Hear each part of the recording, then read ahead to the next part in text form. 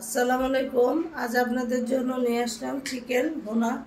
আমার এই রেসিপিটা যদি ভালো লেগে থাকে তাহলে আমার এই চ্যানেলে লাইক, শেয়ার, কমেন্টস এবং সাবস্ক্রাইব। গোলমরিচ,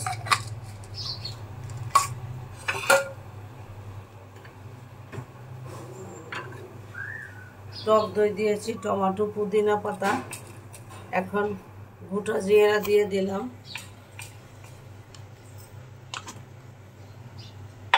এখন এটাকে আমি পেস্ট করে নেব। আমি পেস্ট করে নেই। তেজপাতা, দারচিনি, জোত্তি 2 টুকরা, এলাচ,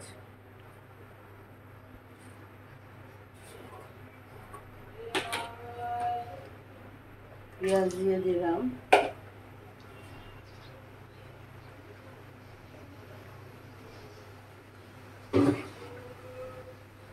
মশলাটা একটু ভেজে নিই, একটু ব্রাউন করে ভেজে নিব। আদা রসুন পেস্ট,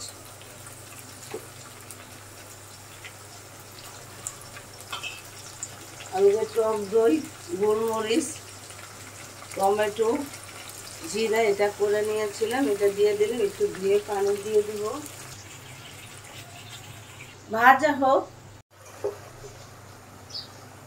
হলুদ ফাঁকি দিয়ে দিলাম 1 চা চামচ,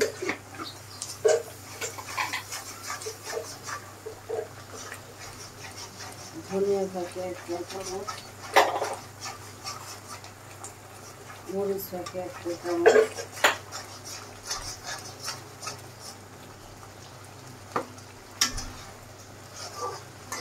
লবণ দিব পরিমাণ মতো। এবার আমার মশলাটা কষানো হোক। উপর দিয়ে যখন তেলটা চলে আসবে তখন আমরা মাংসটা দিব।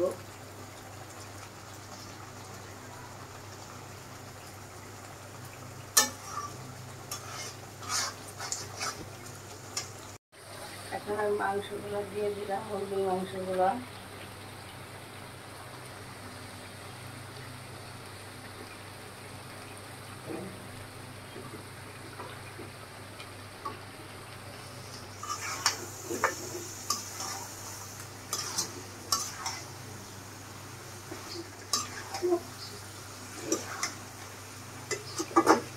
মাংসগুলো কষানো হোক, পরবর্তীতে পানি দিব। এখন আর আমি কোনো পানি দিব না, মিডিয়াম আঁচে মাংসটা রান্না করব।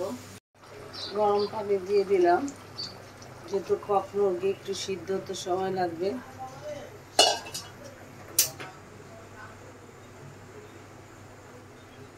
গরম মশলা ফাঁকি, এটা আমার বানানো গরম মশলা। এখানে অনেক রকমের মশলা আছে, যা এটা আপনাদের আমার আগের ডিসক্রিপশনে দিয়ে দিয়েছিলাম।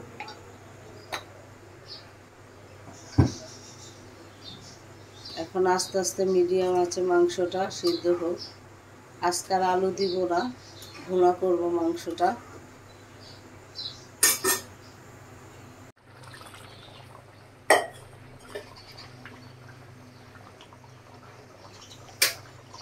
এখন একটু জিরা ফাঁকি দিয়ে দিব।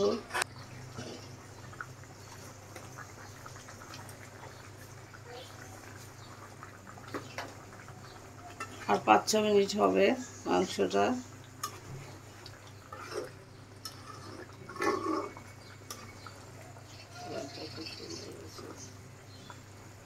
মশলা কালারটা খুব সুন্দর আসছে 5-6 মিনিট পর। কমপ্লিট, গরুর মাংস রান্না কমপ্লিট। আপনারা সবাই ভালো থাকবেন, সুস্থ থাকবেন। আল্লাহ হাফেজ।